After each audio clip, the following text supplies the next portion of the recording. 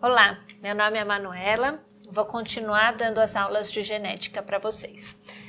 Nessa aula eu vou comentar um pouco mais sobre as leis de Mendel e algumas particularidades.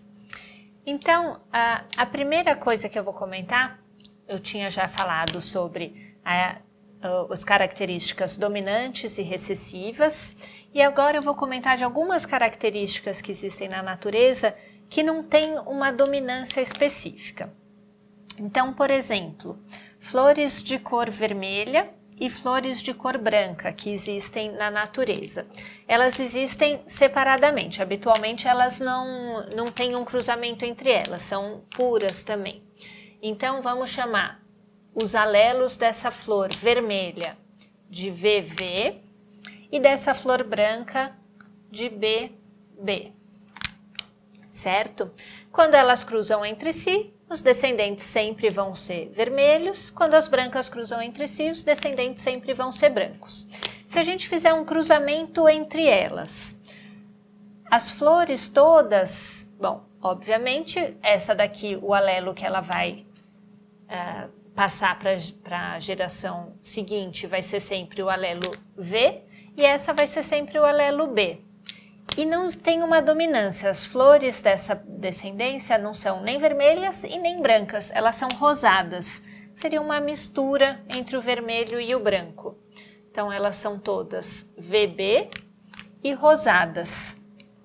E se essas flores cruzam entre si, as que têm o V e o B, aí sim, obedecendo de novo aquela regra, então vou desenhar de novo aquele quadrinho, que é uma coisa que vocês vão ter que se habituar a fazer.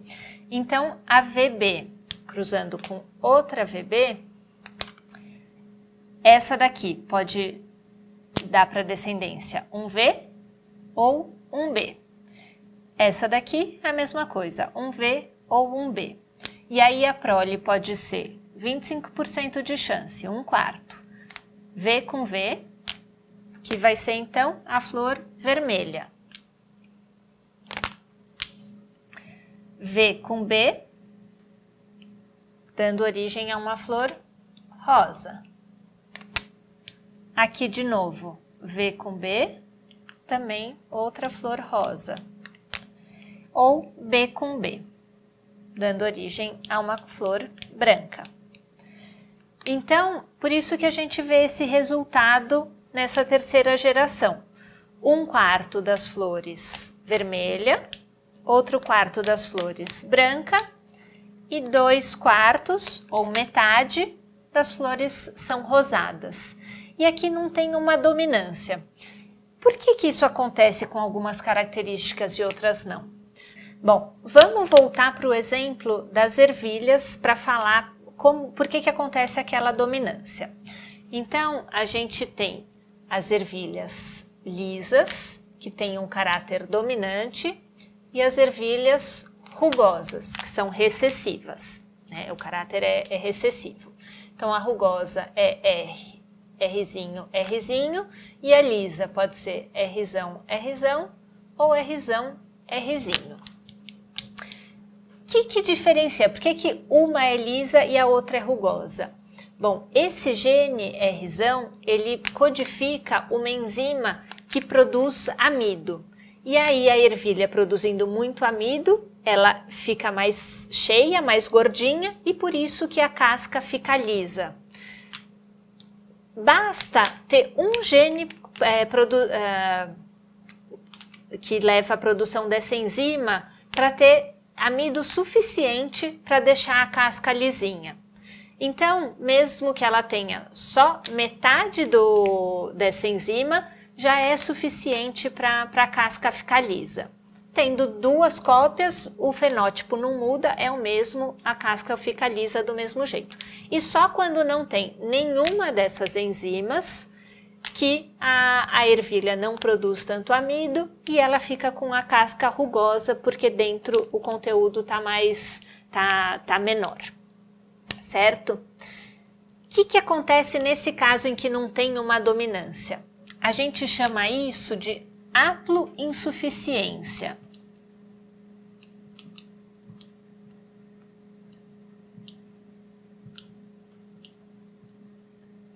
O que quer dizer?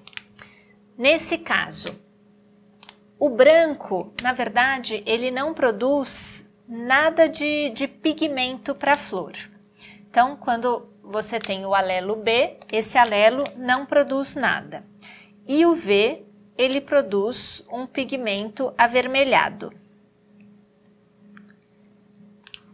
Se você tiver dois alelos produzindo esse pigmento vermelho, você vai ter uma cor vermelha mais intensa.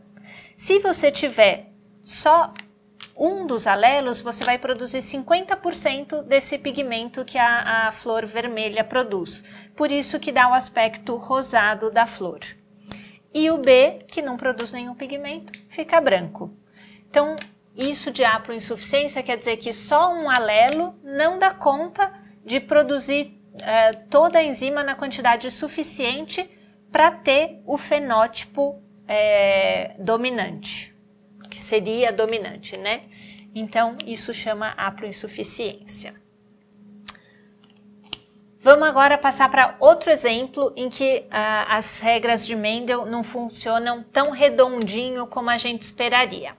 São os camundongos agouti, que são um tom castanho, ou os camundongos amarelos.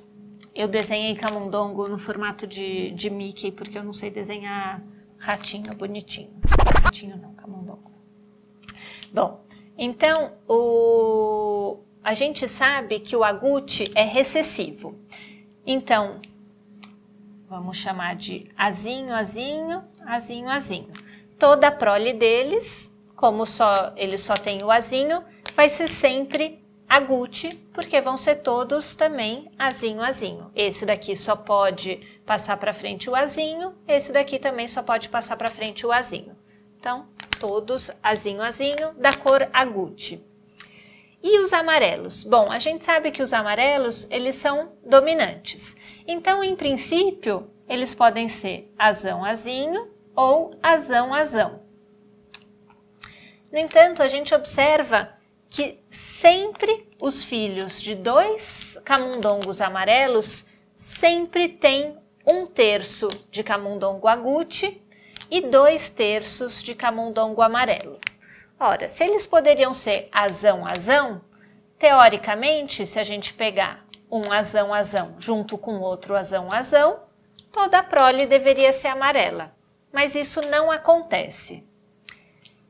E outra coisa, se isso fosse azão, azão e esse azão, azinho, como que seria a prole? Vamos ver a distribuição da prole como seria com aquele esquema.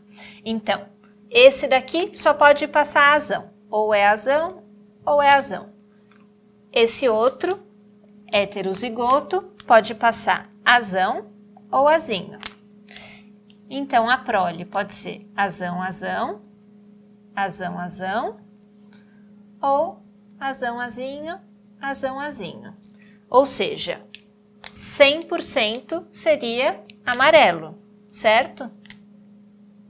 Já que azão, azão, o amarelo é dominante, então azão, azão ou azão, azinho dariam a cor amarelo. Isso também não acontece. E então, se fossem dois azão, azão, azão, azinho e azão, azinho. Vamos ver como ficaria isso daqui.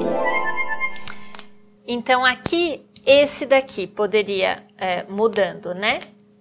Azão ou azinho e o outro azão ou azinho. Como que a gente espera a prole? Azão, azão ou azão, azinho, ou azão, azinho, ou azinho, azinho. E aí, nesse caso, a gente esperaria ter 3/4 amarelos e 1/4 agouti. Que também não é o que acontece. A gente vê sempre 2/3 amarelo e 1/3 agouti. O que acontece? Foi descoberto depois que azão, azão é uma forma letal.